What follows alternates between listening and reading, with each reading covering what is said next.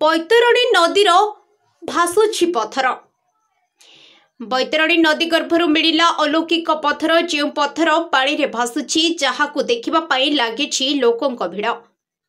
भद्रक जिला धामनगर ब्लॉक देहुड़ी आनंदपुर पंचायत मालनपुर निकट बैतरणी नदी गर्भर मालनपुर ग्रामर किछि युवक नदी रे गाधोथिबा समय देखिबाकु पाइले पानी रे एक पथर भासुछि, जहाँ स्थानीय लोकंकठारु आरंभ करी विभिन्न अंचलरू लोक छुटुछंती। उक्त पथर को देखिबा पाई कली जुगरे मिलिला त्रेतया जुगर राम सेतुर पथर।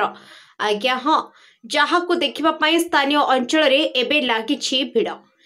से एमिति सेमिति पथर नुहे, त्रेतया जुगर प्रभु श्रीराम सेतु पथर भली पानी रे भासुछि। एक कथा आमे कहूनु आज्ञा, कहउछंती उद्धार करितबा ए अंचलर बुद्धिजीवी। एही पथरटी को जेते थर पानी रे पकाइले से भासी उठुछि। एही पथरटीर ओजन 3 केजी 800 ग्राम। साधारणतः पथर पानी रे पड़िले जेउ भली बुड़ी जाए, एही पथर संपूर्ण अलगा, जहाँ पूरा भासुछि। सेतिपई लोकंक भिड़ दिन को दिन बढ़िबाकू लागिछि बैतरणी नदी पठारे उक्त पथर को देखिबा पाई। उक्त पथर को स्थानीय लोक माने मंदिर रे रखिथिबा बेले लोकंक भिड़ जमुछि। पूर्वरु एही बैतरणी नदी पठारु भग्न शिवलिंग निकट भंडारी पोखरी ब्लॉक सलमपुर निकट बैतरणी नदी गर्भरु अनेक बौद्ध मूर्ति मध्य उद्धार होई निकट रे संग्रहालय रे रखा जाइछि।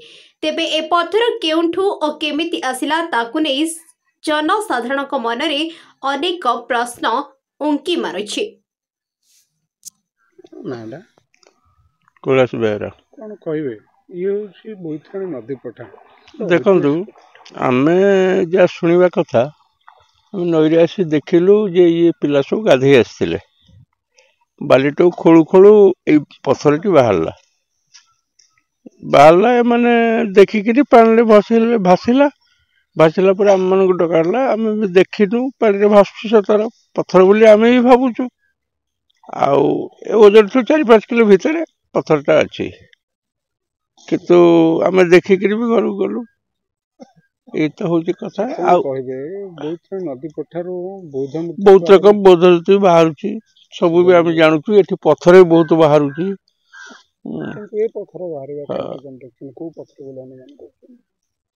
गोटे रजार रहर था से पथर बाहर आशा करूँ।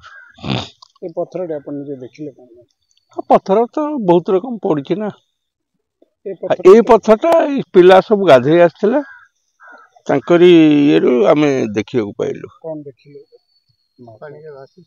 पानी रे भासुची देखा किंतु अनुमान कौन करें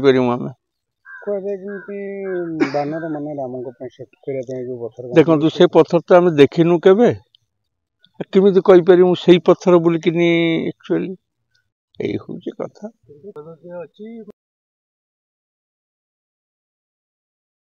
मदन मोहन दास घर आनंदपुर।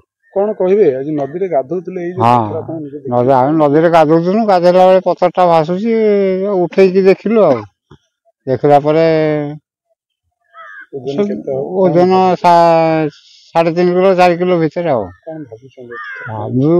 आम भावुँ आगुरी कली पुराण लेखा है तो सेतु बंध बांधला बेले ये पथर बंधा होता हम भावुँ से पथर तो हो पारे। हाँ राम पथर भासी आम या भावुँ आम कौन जानू। हाँ लोक बहुत लोग देखा देखिले गोटे पथर टे भासी गोटे आश्चर्य बेपार तो से लोक मैंने बहुत लोग आसिक देखुं। भद्रक रमेश चंद्र पति रिपोर्ट द न्यूज टुडे।